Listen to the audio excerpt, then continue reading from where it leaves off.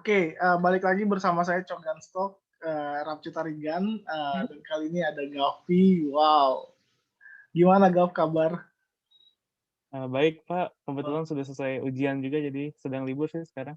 oh udah libur, baru libur nih? Iya. Oke.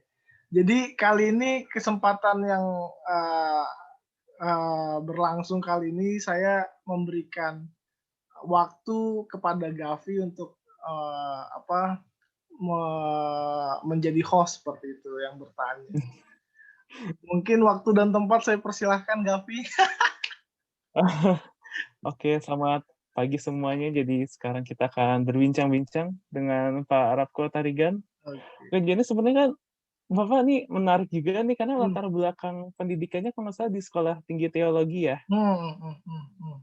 Dan sementara, ilmu filsafat dan teologi itu kan bukan ilmu yang umum atau konvensional yang orang Mmm, ketika ditanya mau ngambil jurusan kuliah apa langsung mmm, memilih, jurusan tersebut lah untuk mhm. melanjutkan pendidikannya. Jadi, kira-kira apa yang pertama-tama pada awalnya itu membuat Pak Rapko tertarik untuk menekuni, bidang ilmu teologi dan filsafat tersebut? Oke, ini pertanyaan menarik. Sebetulnya pertama, saya tuh awal dari kecil, berimpian atau bercita-cita pengen jadi pendeta, lalu kemudian saya, diarahkan untuk masuk, teologi seperti itu.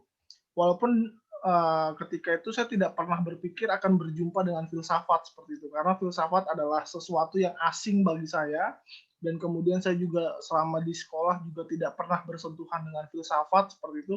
Berbeda dengan di Mentari, mungkin di Mentari beberapa sudah belajar filsafat, tapi ketika saya belajar filsafat, agak sedikit kagok juga karena awal-awal semester 2 saya belajar pengantar filsafat. Sumpah pulang pulang dari kelas tuh saya nangis karena pertama kali saya ditanya kenapa ini disebut meja. Misalnya, eee, kayak kemarin dosen saya bilang, "Kenapa ini disebut meja? Bisa nggak saya ganti ini kursi? Karena kalau saya dudukin fungsinya berubah," kayak gitu. Itu kan pertanyaan yang simpel, nyeleneh, tapi kayak, wow, iya ya. Terus kemudian, kenapa ini disebut kursi? Bisa nggak kalau saya, jongkok terus saya makan di kursi dan saya sebut ini meja? Wow, itu pertanyaan semacam itu, Gaf. Jadi akhirnya waktu di awal tuh kayak, "Asli apaan ini filsafat," kayak gitu, sumpah. Itu membuat saya kayak, "Wah, gila, asli." Dan itu akhirnya membuat saya semakin semakin semakin jatuh cinta kepada teologi dan filsafat karena ternyata saya pikir filsafat adalah membantu saya untuk merekonstruksi cara berpikir, membuat saya lebih kepada, bisa menganalisis lebih dalam seperti itu. Mungkin itu sih, awalnya tertarik cuman Kalau jadi pendeta, tapi lama-lama pas belajar oke, oke. seru juga dan asik banget gitu itu. Ini kan sebenarnya masih cukup membingungkan tuh, Hmm, bagi orang-orang ilmu teologi itu sebenarnya apa sih? mhm Jadi mhm, kira-kira menurut Bapak tuh, apa yang membedakan misalnya ilmu teologi dengan, mmm, misalnya pelajaran agama Islam atau agama mmm. Kristen yang biasa kita pelajarin di sekolah Hmm, sehari-hari? hmm.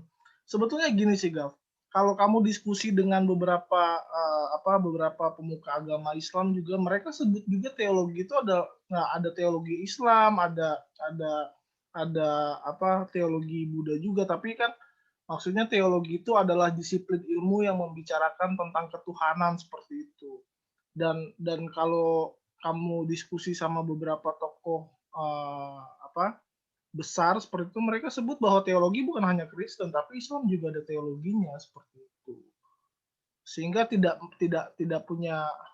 ada perbedaan, tapi mungkin cara cara memahami Tuhannya yang berbeda, seperti itu. Tapi pada dasarnya teologi kan diambil dari kata theos dan logos. Theos itu kan artinya Tuhan atau Allah, lalu kemudian logos itu adalah firman. Jadi disiplin ilmu yang membicarakan ataupun mempelajari tentang firman Tuhan seperti itu. Melalui apa? Banyak hal, melalui Quran, melalui sejarah dan yang lain sebagainya seperti itu.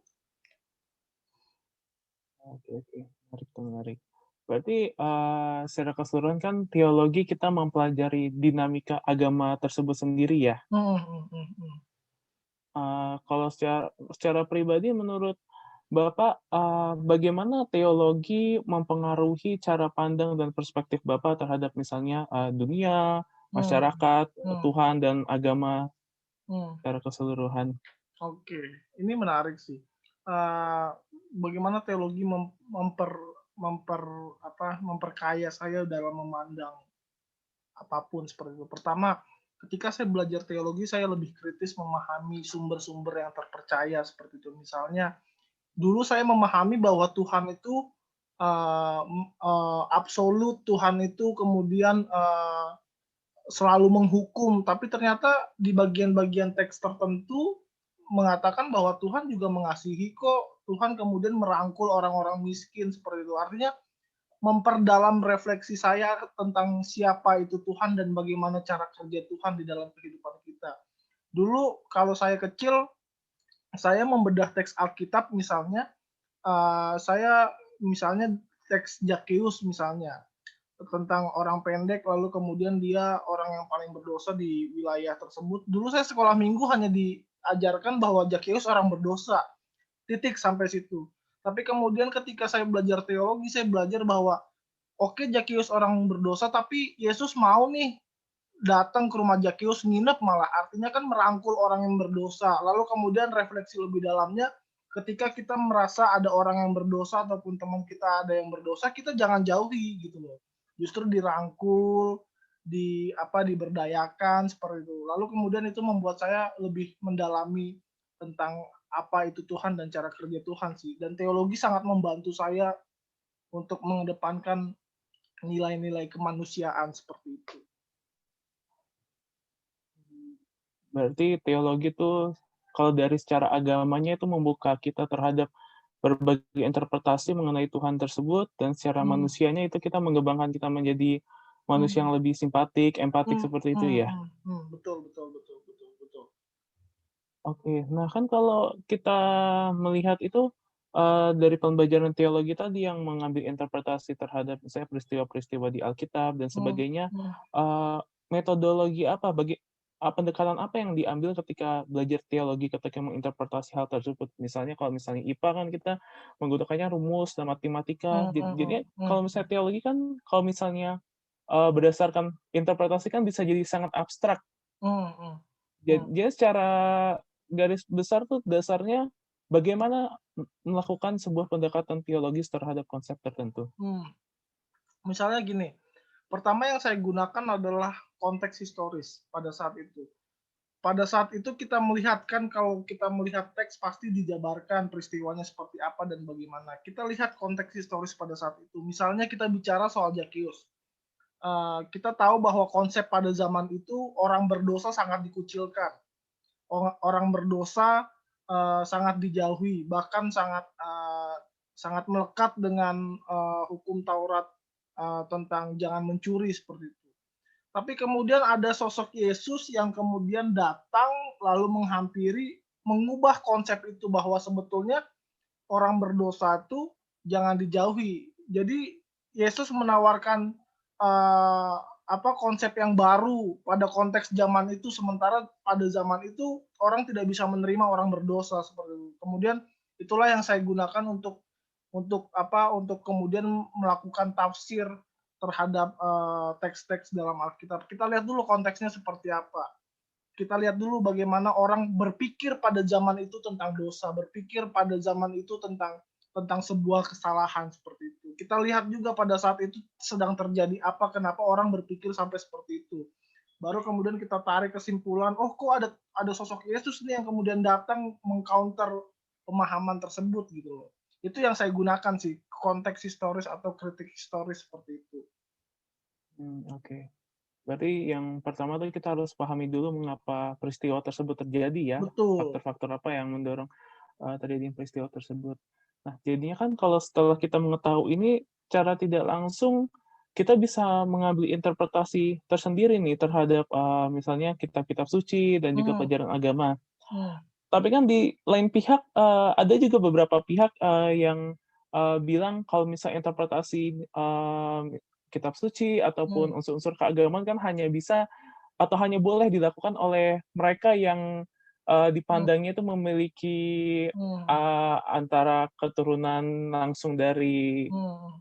nabinya atau Hmm. misalnya, Hmm. memiliki gelar tertentu. Menurut Bapak apakah pendapat ini valid atau agama itu boleh diinterpretasikan oleh setiap individu sebebasnya? Oke, sebetulnya gini sih, kalau bilang valid atau tidak valid, saya tidak berani menyentuh ranah ke situ, tapi yang mau saya sampaikan adalah setiap manusia punya punya kebebasan untuk merefleksikan bagaimana dia membaca kitab suci seperti itu. Terlepas kemudian kebebasan itu benar atau salah, itu sebabnya mereka perlu guru ataupun bimbingan orang yang memang mempelajari itu secara mendalam seperti itu. Banyak orang yang kemudian tafsirnya lebih kepada menghakimi, misalnya, "Oh, ini si A begini, berdosa begini." Kita kita kemudian cek dulu apakah benar seperti itu. Itu sebabnya perlu juga bimbingan dari guru yang memang sudah belajar tentang, apa, kitab suci seperti itu, agar bisa, apa, memberikan perspektif baru seperti itu. Saya juga tidak bilang bahwa orang yang belajar agama juga 100% suci, tidak juga seperti itu, sama-sama belajar mendialogkan teks seperti itu. Tapi yang jelas peran orang yang beragama adalah mendidik, orang-orang awam bagaimana cara menafsir kitab suci seperti itu. Sehingga sehingga tidak ada lagi misleading, apa yang kemudian terjadi, ketika menafsir seperti itu. Banyak orang yang menafsirkan mentah-mentah tentang, apa, kitab suci misalnya dalam Perjanjian Lama, Alkitab bicara soal peperangan, bicara soal membenci, lalu kemudian itu dalil itu kemudian kita pakai. Lagi-lagi kan saya bilang, konteks historisnya seperti apa, pada zaman itu seperti apa, dan bagaimana orang berpikir tentang sebuah peperangan seperti itu. Gitu sih. Oke.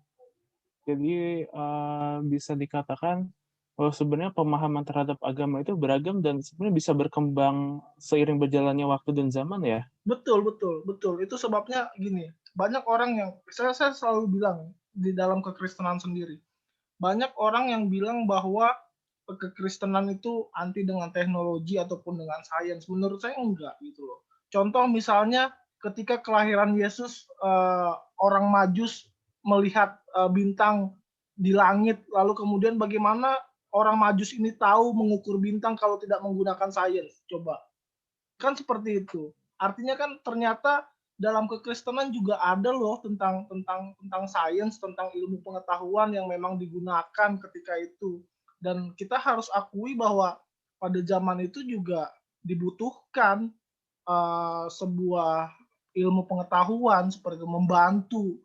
Hal yang paling sederhana yang tadi saya katakan bahwa bagaimana cara mengukur bintang. Itu kan butuh ilmu pengetahuan toh, bagaimana cara mengukurnya, validasinya dan yang lain sebagainya. Dan itu membuktikan bahwa sebetulnya agama dan ilmu pengetahuan tuh berjalan beriringan seperti itu. Oke oke. Karena kita kebetulan sedang ngomongin tentang agama juga nih, Hmm, hmm. menurut Bapak, apa peran agama kalau dalam masyarakat Indonesia sendiri? Oke. Peran agama dalam masyarakat Indonesia tuh sebenarnya sederhana sih. Saya tuh lebih kepada menekankan kemanusiaan karena ketika orang beragama lalu kemudian dia, melakukan apa yang diperintahkan dalam kitab suci, lalu kemudian memahami teks-teks yang di dalam kitab suci, seharusnya dia menjadi manusia yang belas kasih, dia menjadi manusia yang saling mengasihi, dia menjadi manusia yang saling menghargai, seperti itu. Sehingga perbedaan itu bukanlah menjadi sesuatu yang harus dipersalahkan atau diperdebatkan karena setiap kitab suci pasti punya punya apa, sisinya masing-masing sehingga harusnya saling melengkapi seperti itu. Oke Begitu sih, oke. Gap. Berarti secara, normatif tuh agama bisa mendorong manusia untuk memiliki perilaku yang lebih baik dan Betul, mengayomi ya. betul betul. Tapi sayangnya, seperti yang kita lihat kan di Indonesia beberapa kali agama disalahgunakan, baik Hmm, untuk, kepentingan politis ataupun hmm. kepentingan pribadi. Nah, kira-kira menurut Bapak, faktor apa yang membuat agama kerap kali disalahgunakan dalam dalam Indonesia sendiri gitu loh? Hmm. Oke, ini menarik karena sebetulnya mungkin, orang-orang yang tidak mau lebih jauh mendengarkan ataupun mengoreksi tafsir-tafsir mereka. Banyak kan umat umat awam yang kemudian merasa bahwa, "Ah, ini nih yang paling benar," sehingga tidak berani untuk berdiskusi dengan orang lain seperti itu. Sehingga tafsirnya cuman hanya satu sudut pandang yang kemudian itu akan apa, membuat masyarakat, "Oh iya ini yang benar," gitu. Sehingga tidak mengoreksi lagi. Apa iya, lalu kemudian konteksnya apa sih pada saat itu, lalu bagaimana sih orang berpikir pada saat itu, sehingga mungkin kita tidak bisa menelan, mentah-mentah peristiwa pada saat itu kemudian kita bawa ke saat ini kan tidak mungkin seperti itu. Tapi ada nilai yang harus kita pelajari dari situ. Begitu sih, mungkin ya lagi-lagi bicara soal edukasi tafsir sih. Kemarin kayaknya 2019 tuh saya ketemu Muldoko, lalu kemudian saya coba usul sama beliau untuk kemudian memberikan edukasi tafsir kepada umat awam, baik itu Kristen, Islam, Katolik, itu semua diedukasi tafsir seperti itu. Sehingga peran pemuka agama tuh lebih mendalami bagaimana menafsirkan kitab suci seperti itu. Oke oke. Tapi kalau menurut Bapak semisalnya, penafsiran itu menjadi ilmu yang dapat diakses oleh banyak masyarakat dan menjadi, diajarkan secara umum di sekolah-sekolah, kira-kira apa dampaknya pada peran pemuka agama dalam masyarakat? Kan seperti kita tahu di Hmm, Indonesia kan pemuka agama, pemuka adat memiliki peranan yang sangat penting dalam hmm. masyarakat karena mereka dipercayai memiliki pengetahuan lebih dalam konsep-konsep tersebut. Nah, kalau misalnya ternyata semua orang bisa menafsirkan hal-hal tersebut, kira-kira apa dampaknya pada peran mereka? Sebetulnya ini mungkin menjadi, apa ya, banyak orang yang khawatir kalau orang semakin pintar, orang semakin begini, apakah kemudian tidak lagi memerlukan agama? Pertanyaannya kan sampai sejauh itu mungkin. Terus saya bilang enggak juga gitu, itu kekhawatiran yang tidak mendasar gitu loh. Buktinya di Indonesia banyak orang pintar, tapi agama juga tetap tetap ada dan tetap eksis seperti itu. Tapi bagaimana kemudian agama itu kemudian digunakan untuk tidak menghakimi, agama itu kemudian tidak lagi digunakan untuk, apa apa, melabeli orang lain seperti itu. Sehingga, apa yang terjadi di Eropa mungkin kamu bisa baca apa yang terjadi di Eropa pada saat ini sekarang tidak percaya lagi dengan agama, karena agama di Eropa itu sangat sangat menghakimi anak-anak muda, sangat menghakimi orang-orang yang berdosa, sehingga ya udahlah buat apa saya ke gereja, orang saya juga dihakimi kok di gereja seperti itu. Justru sebetulnya tidak perlu seperti itu gitu loh. Dan semakin banyak jemaat yang kritis seharusnya semakin bersyukur kita sebagai sebagai pemuka agama bahwa berhasil memberikan nilai-nilai logis yang baik, lalu kemudian tetap beragama dengan baik seperti itu. Nah, kalau menurut Bapak tersendiri, bagaimana, seperti yang Bapak bilang kan, supaya agama bisa memiliki peranan yang besar dalam masyarakat, dia harus mampu untuk tidak bersifat, judgemental dan juga Hmm. menilai orang-orang secara negatif. Bagaimana agama bisa, berkembang dan menjadi sebuah konsep yang serba serba toleran dan menerima berbagai, jenis individu dan lapisan masyarakat? Oke. Ya mau tidak mau transformasi tafsir. Bagaimana kemudian kita menafsir kitab suci dengan mata baru seperti itu. Jangan lagi misalnya menghakimi kayak tadi yang saya bilang, bagaimana kemudian tafsir Zakheus yang orang berdosa ini kemudian digeser lagi lebih lebih jauh bahwa bukan hanya berdosa tapi ternyata Yesus datang nih gitu loh. Dan itu kan yang tidak dikembangkan seperti itu dalam dalam gereja, dalam dalam institusi keagamaan Kristen seperti itu, sehingga tafsir lebih jauh mengatakan ya udah orang berdosa dihakimi nggak boleh kemana-mana seperti itu. Bahkan di salah satu gereja tertentu ketika ada orang yang berbuat dosa misalnya berzinah misalnya, lalu kemudian itu dihakimi di depan gereja seperti itu, dihakimi di depan jemaat lalu disuruh mengakui kesalahan. Buat saya itu nggak perlu gitu loh, karena itu akan menambah mental si orang yang melakukan kesalahan ini semakin down seperti itu. Dan itu membuat membuat apa, kekristenan seharusnya lebih mengoreksi diri mungkin, kayak gitu. Oke. eee, kira-kira apa yang menjadi hambatan utamanya, Pak, bagi proses reformasi tafsir yang tadi Bapak utarakan? Mengapa Mmm, proses ini menjadi proses yang sangat sulit gitu loh? mungkin ini kali ya, udah mengakar ratusan tahun bahwa orang yang bersalah itu dihakimi, lalu menggunakan dalil-dalil kitab suci untuk kemudian menghakimi, itu kan menjadi satu kebanggaan bagi pemuka agama, maka, "Kamu berdosa, kamu begini." Kan itu kan yang menjadi masalah kita sampai hari ini gitu loh. Kita selalu memudahkan, memudahkan diri untuk menghakimi melalui teks-teks kitab suci. Dan itu menjadi hambatan sebetulnya bahwa itu pun diajarkan sama beberapa pemuka agama seperti itu. Kamu berdosa, LGBT berdosa misalnya, teknologi berdosa. Dulu saya kecil, Gal, saya Ya, nggak boleh bawa Alkitab melalui handphone. Katanya iman kamu berkurang kalau kamu menggunakan handphone. Kan alasan itu nggak jadi logis gitu loh, nggak jadi logis kan gitu loh. Dan itu sering terjadi gitu loh. Dan itu oke. diturunkan dari tahun ke tahun bahwa contoh orang sekolah minggu, anak-anak sekolah minggu, kamu nggak boleh bawa handphone ke gereja, kamu jangan seperti orang yang kekurangan iman, percuma dong Alkitab dicetak, terus percuma dong Alkitab diberikan aplikasi di handphone kalau nggak dipakai juga, kan bisa dibalikin argumentasinya seperti itu gitu loh. Sehingga ya mungkin kesulitannya itu menghakimi. Makanya kan orang yang bawa Alkitab ke gereja dengan handphone pasti dihakimi, "Ah, kamu begini begini begini." Dan itu real nyata dalam kehidupan beragama seperti itu. Mmm, oke oke. Menarik juga ya topiknya ya, bisa Iya, jadi jadi pembahasan yang panjang. jadi orang tidak membuka itu, Gav, orang tidak tidak berani mengatakan itu gitu, gitu. Oke. Nah, tadi kan di awal tuh Bapak bilang, Bapak tertarik untuk menekuni teologi karena ingin menjadi pendeta. Mhm mhm Apa yang akhirnya membuat Bapak sekarang menjadi, guru kan di mhm Mentari? mhm mhm mhm.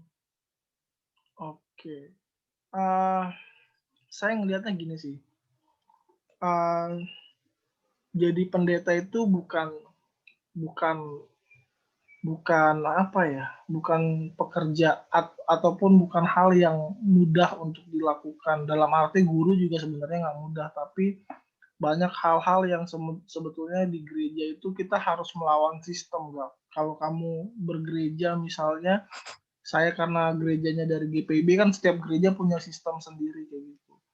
Saya kan orangnya sangat vokal ya, sangat vokal berbicara seperti itu. Dalam sistem yang saya amati seperti itu, orang yang vokal bersuara itu akan ditempatkan ke pedalaman desa yang sangat jauh dari akses internet, Kak.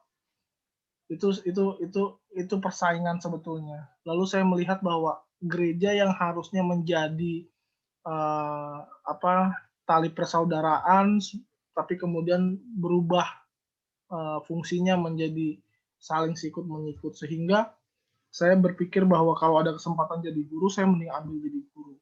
Karena jadi guru lebih real, kita kita kita dinilai berdasarkan perform kita untuk mengajar seperti itu.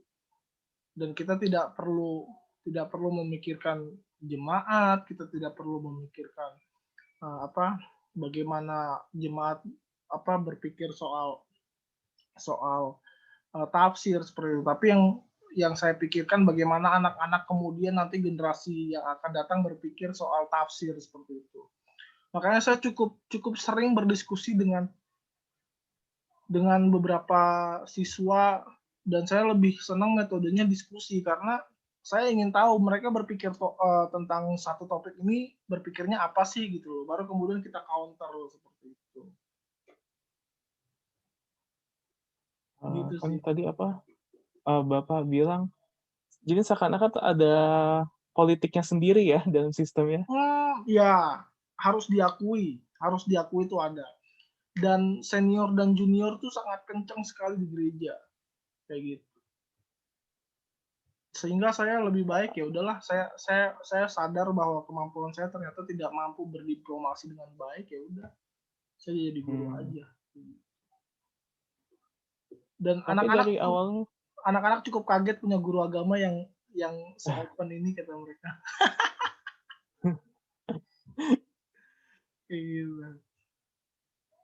hmm, tapi, apa yang pertama kali membuat, tadi yang seperti Bapak bilang terjadinya kesenjangan antara yang senior dan yang muda, serta yang tadi Bapak utarakan, yang Hmm, vokal biasanya, hmm. diletakkan di daerah yang pedalaman, kira-kira apa yang mendorong hal itu untuk terjadi?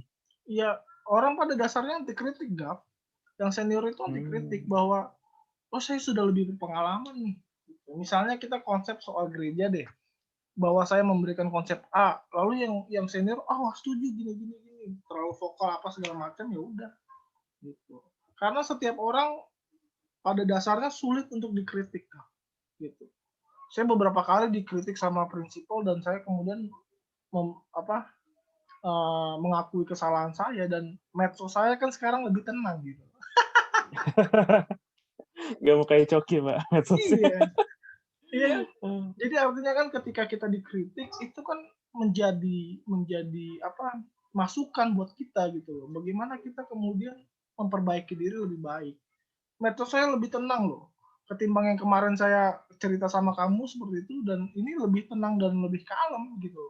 Karena ya saya paham bahwa saya stres dan apa segala macam dan ternyata saya butuh media untuk ngobrol kayak gitu. mmm. Berarti Gitu. akarnya kembali lagi ke ya sifat dasar manusia yang kita tidak mau dikritik ya, dan Iya, akhirnya kadang-kadang jadi menimbulkan sebuah perlawanan terhadap perkembangan, ya nggak sih? iya makanya. Dan itulah fungsinya agama untuk terus mengingatkan bahwa kita tuh perlu dikritik gitu loh. Oke, Kayak jauh ini gitu. pertanyaan saya itu aja sih. Oke. Segini aja pertanyaanmu? Iya, Oke. Gav, thank you ya. Ini menarik karena kamu berani untuk mengulas ini dengan lebih dalam. Saya coba uh, stop record dulu.